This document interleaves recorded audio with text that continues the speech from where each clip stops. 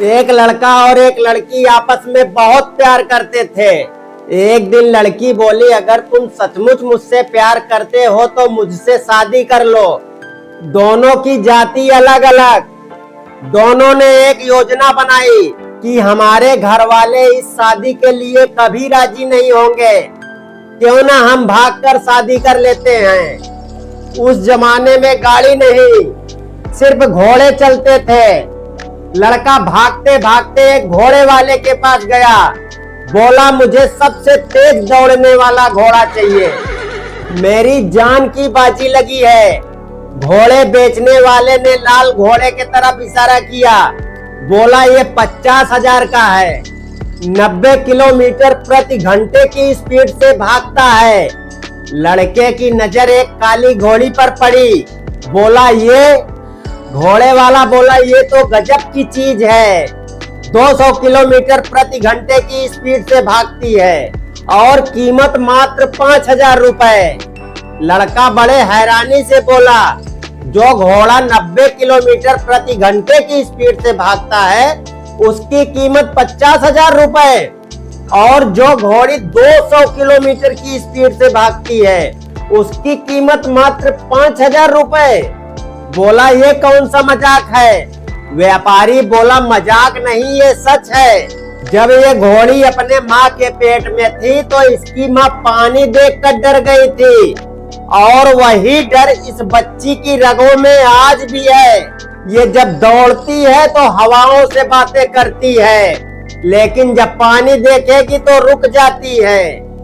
उसके बाद चाहे तुम मार मार के अपना चाबुक तोड़ दो, ये नहीं चलेगी। इतना सुनते ही लड़के के पैरों तले जमीन खिसक गई और सोचने लगा ये घोड़ी अपने माँ की गलती आज तक भुगत रही है। अगर आज मैं गलत कदम उठा लूं तो कल मेरी औलाद भी इस गलती की वारिस बनेगी। क्या मेरी संतान भी भागेगी?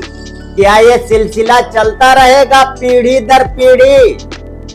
उसकी आंखें भर आई और लड़की को भगा ले जाने का फैसला उसी समय छोड़ दिया। उसने आसमान की तरफ देखा और खुद से कहा, प्यार छुपकर नहीं इज्जत से किया जाता है, रिश्ता भाग कर नहीं समाज का आशीर्वाद लेकर निभाया जाता है। क्योंकि अगर मैं भागूंगा तो मेरी औलाद को भी भागना पड़ेगा। मैं उन्हें डर की नहीं इज्जत की विरासत देना चाहता हूँ। माँ बाप की गलतियां औलाद को विरासत में मिलती हैं, इसलिए एक गलती करने से पहले 1000 बार सोचना।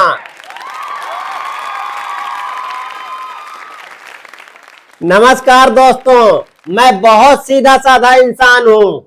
एक दिन बाजार जा रहा था और रास्ते में गिर पड़ा तो एक आदमी ने आकर मुझे उठाया। मैंने भगवान से बोला, हे भगवान, जिस तरह से इसने आज मुझे उठाया है उसी तरह से इसे भी एक दिन तो उठाना। दोस्तों, मैं एक गांव से आया हूं, मात्र 6वीं पास हूं। गलती से कोई ऐसी बात निकल जाए जो मुझे नहीं बोलनी चाहिए तो मुझे माफ कर देना साहब। बाकी माफी के अलावा आप मेरा करोगे भी क्या? दोस्तों, जब मेरी शादी नहीं हो रही थी, सगाई नहीं हो रही थी, तो मैं बाबा निर्मल के यहाँ चला गया। मैं बोला, बाबा जी मेरा संबंध नहीं हो रहा है। बाबा जी बोले, बेटा तेरी जेब में क्या है? मैं बोला, बाबा जी जेब में तो फोटो है। बोले, बता किसकी है? मैं बोला, ये अटल बिहारी वाजपेयी जी की है। बोले, पटक दे। मैं बोला, बाबा जी तो फिर क्या रखूं? बोले, दिग्विजय सिंह को रख ले, दिग्विजय सिंह को। दोस्तों, जिस दिन से दिग्विजय सिंह की फोटो रखा, तमाम रिश्ते वाले, शादी सगाई वाले आने लगे। अच्छा, आने तो शुरू हो गए, आते थे और चले जाते थे, आते थे और चले जाते थे। एक दिन जब जाने लगे तो मेरे पिताजी ने पूछ ही लिया, भाई साहब आपने लड़का देख लिया? वो बोले भाई साहब इसे मुझे मत दिखाओ, जाकर किसी डॉक्टर को दिखाओ। अच्छा, जब मैं आ रहा था घर से तो मेरी बीवी बोली कहाँ जा रहे हो? मैं बोला कपिल शर्मा शो में जा रहा हूँ। वो बोली ठीक है, कल मकर संक्रांति है तो आते समय एक पतंग लेते आना, मैं भी पतंग उड़ाऊंगी। मैं बोला चाय तो तुझे ढंग से बनानी आती नहीं और चली है पतंग उड़ाने। बोली सुनो, मैं तुम्हें और तुम्हारे खानदान को उड़ा दूं तो फिर ये पतंग कौन सी बड़ी चीज है। अच्छा, उसके बाद बोली जब तुम जा ही रहे हो तो डिनर कर लो। मैं बोला पागल, डिनर रात के भोजन को कहते हैं। बोली रात का ही खाना है, खास कर ये तुम्हारे लिए रखा था। मैं बोला क्यों? बोली रात को इसे कुत्तों को देना पड़ेगा, इससे अच्छा आप डिनर ही कर लो। उसके बाद जब बस अड्डे पर पहुंचा तो कंडक्टर बार बार चिल्ला रहा था बुढ़े कहाँ जाएगा, बुढ़े कहाँ जाएगा। मैं कसम से बता रहा हूं दोस्तों, बार बार बुढ़ा बुढ़ा बोलकर मेरा पारा हाई कर दिया। मैं बोला स्वर्ग जाऊंगा, ले चलेगा? ड्राइवर बोला बुढ़े आजा मेरे पहिया के नीचे, तुझे आज ही स्वर्ग पहुंचा दूं। मैं गुस्से में बोला ड्राइवर मैं तेरे 64 दांत तोड़ दूंगा। कंडक्टर बोला बुढ़े सेठिया गया है क्या? कहाँ है उसके 64 दांत?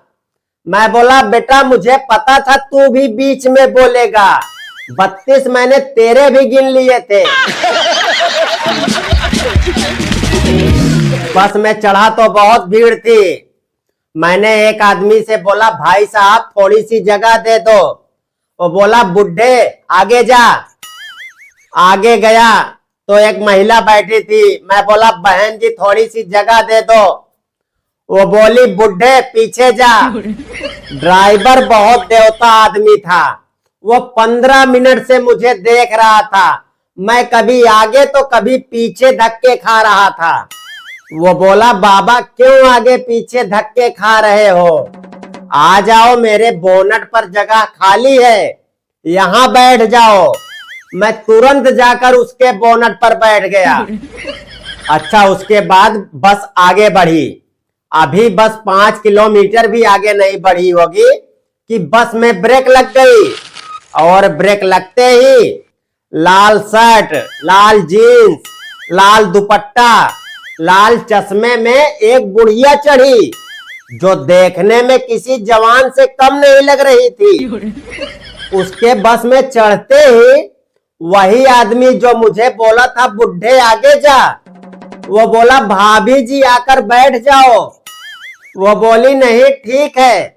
उसके बाद वो महिला जिसने बोला था बुढ़े पीछे जा, वो सरक कर बोली बहन जी आओ जगह खाली है बैठ जाओ। लेकिन वो बोली नहीं, मैं आपको कसम से बता रहा हूँ वो किसी के पास नहीं बैठी और धीरे धीरे आकर मेरे साथ बोनट पर ही बैठ गई। दोस्तों ये हंसने की बात नहीं है भैया, सब अपनी अपनी किस्मत का खेल है। बस थोड़ी और आगे बढ़ी तो कोने में एक सीट खाली हो गई। मुझे बीड़ी पीने की आदत थी, मैं उस सीट पर बैठकर बीड़ी पीने लगा। उसी बस में एक महिला भी थी और उसकी गोद में एक बच्चा भी था। बोली बाबा आप पढ़े लिखे हो? मैं बोला हाँ। बोली कितना पढ़े हो? मैं बोला 6वीं पास हूँ। बोली देख खिड़की के बगल में क्या लिखा है? मैं देखा तो लिखा था बीड़ी पीना मना है। मैं बोला बेटी इसमें तो लिखा हुआ है बीड़ी पीना मना है। बोली जब मना है फिर भी आप बीड़ी पी रहे हो। दोस्तों मैंने तुरंत उसी समय बीड़ी को खिड़की से बाहर फेंक दिया। बस थोड़ी दूर और आगे बढ़ी तो वो बच्चा रोने लगा। तो वो उस बच्चे को दूध पिलाने लगी। थोड़ी देर बाद मैं बोला, बेटी तू पढ़ी है? वो बोली, हाँ बाबा मैं पढ़ी हूं। मैं बोला, कितना पढ़ी है? वो बोली, मैंने बीटेक किया है। मैं बोला, वो देख क्या लिखा है खिड़की के पास। उसमें लिखा हुआ था, चलती बस में शरीर का कोई भी अंग बाहर ना निकाले। अच्छा, बस के अंदर ही एक सेठ से मेरी दोस्ती हो गई। बस जब रुकी बस अड्डे पर, तो मैं और वो सेठ दोनों साथ में उतरे। तो एक भिखारी उस सेठ से आके बोल रहा है, बाबूजी बाबूजी 2 रुपए दे दो। सेठ बोला, 2 रुपए क्या करेगा? वो बोला, चाय पीऊंगा। वो बोला, चाय तो 5 रुपए की आती है, मांगना ही था तो 5 रुपए मांगता। भिखारी हाथ जोड़कर बोला, बाबूजी जिसकी जैसी हैसियत मैं उससे उतना ही मांगता हूँ।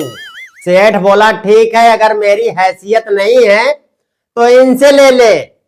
भिखारी मुझे ऊपर से लेकर नीचे तक ध्यान से देखा। उसके बाद बोला, भला ये क्या देगा मुझे, ये तो खुद भिखारी के जैसे दिख रहा है।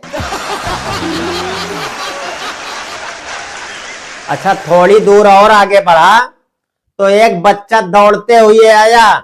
बोला, दादाजी दादाजी आपको 2 आंटियां बुला रही हैं। पीछे मुड़कर देखा तो सचमुच 2 औरतें दौड़ी हुई आ रही थी मेरी तरफ। मैं तुरंत वहीं रुक गया। बोला, हाँ बेटी बताओ क्या बात है? वो बोली, बाबा जी अपनी एक फोटो दे दीजिए मुझे। मैं बोला, भला मेरी फोटो क्या करोगी आप लोग? वो बोली, मेरे बच्चे बहुत रोते हैं, रात को जब वो रोएंगे तो उन्हें आपकी फोटो दिखा दूंगी, बोलूंगी चुप हो जाओ नहीं तो ये भूत आकर काट लेगा। हाँ यार, मैं कसम से बता रहा हूं, उस दिन मुझे पता चला कि मेरी शकल भूतों से मिलती है। बढ़िया यार। अच्छा, थोड़ी दूर और आगे बढ़ा तो मुझे किसी ने नहीं देखा, लेकिन एक डॉक्टर ने मुझे देखा। बोला, बाबा जी कहाँ जा रहे हो? मैं बोला, मैं कपिल शर्मा शो में जा रहा हूँ। बोला, आप कॉमेडियन हो? मैं बोला, नहीं मैं गरीब कॉमेडियन हूँ। बोला, अरे काहे के कॉमेडियन हो, आप बीमार हो? मैं बोला, अरे मैं बीमार नहीं हूँ। बोला, मैं डॉक्टर हूँ, मेरा विश्वास कर, तेरे अंदर खून ही नहीं है, एक बार चेक करा लो। मैं बोला, डॉक्टर साहब जब खून ही नहीं है तो चेक क्या करवाऊं? बोला, आप अपना एक बार ब्लड प्रेशर चेक करवा लो। मैं बोला, डॉक्टर साहब जब ब्लड ही नहीं तो प्रेशर कहां से होगा? मैं बोला, डॉक्टर साहब मुझे ब्लड प्रेशर के बारे में मत समझाइए, मैं इसे अच्छी तरह से जानता हूं। जब मैं हाई स्कूल में था तो मेरा ब्लड प्रेशर हाई था, जब मैं इंटर में गया तो मेरा ब्लड प्रेशर मध्यम था, और जिस दिन से मेरी घरवाली आ गई है उस दिन से लो ही लो चला आ रहा है।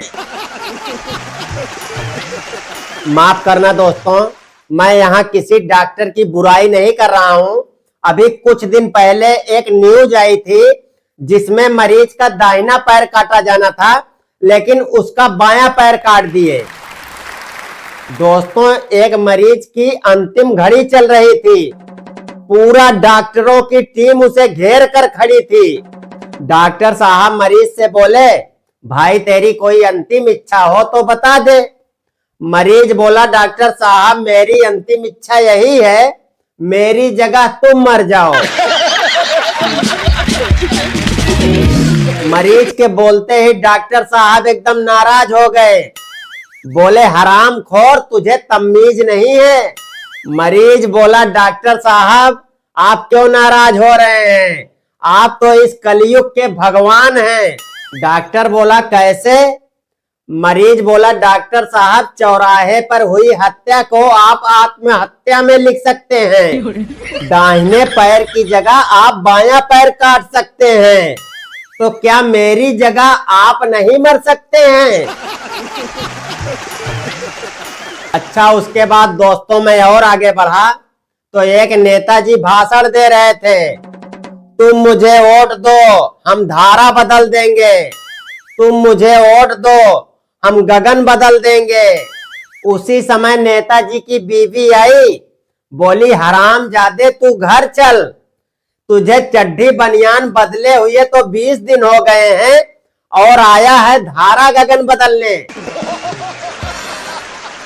अच्छा, एक दिन सुबह सुबह चारपाई के पास मेरी धर्म पत्नी आई, बोली अजी सुनते हो?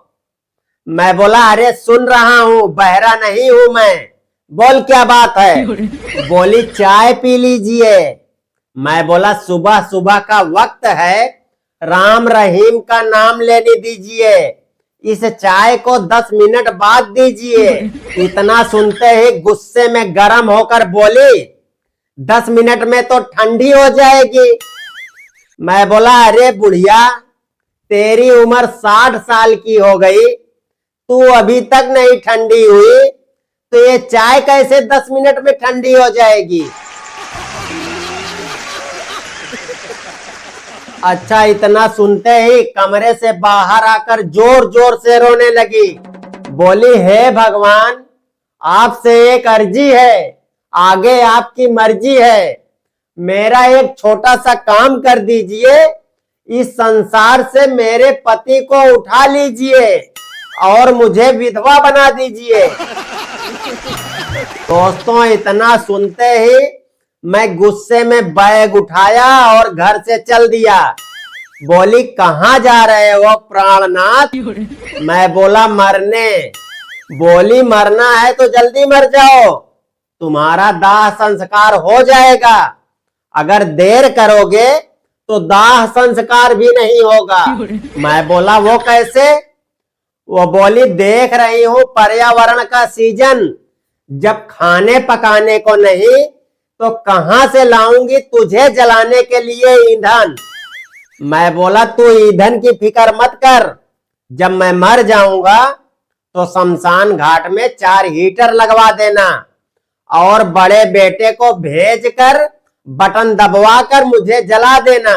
बोली मरने के बाद तू स्वर्ग जाएगा या नरक जाएगा मुझे नहीं पता, लेकिन तेरे मरने के बाद उन 4 हीटरों का जो बिल आएगा उसे क्या तेरा बाप चुकाएगा?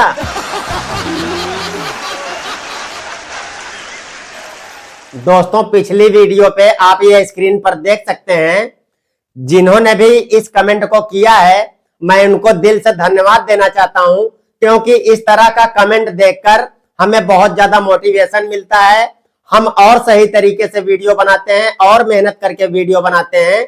बाकी ये वीडियो सिर्फ और सिर्फ हंसी और मनोरंजन के लिए बनाई गई है। बाकी वीडियो कैसी लगी कमेंट करके जरूर बताइएगा। अच्छी लगी हो तो इस वीडियो को एक लाइक करके, जो लोग भी चैनल पर पहली बार वीडियो देख रहे हैं उनसे हाथ जोड़कर विनती है इस चैनल को सब्सक्राइब कर लीजिए और बेल आइकन को जरूर प्रेस कर लीजिए, ताकि आगे आने वाली नई नई वीडियो का नोटिफिकेशन आपके पास सबसे पहले पहुंचे। मिलते हैं फिर किसी दिन एक और धमाकेदार वीडियो के साथ, तब तक के लिए राधे राधे।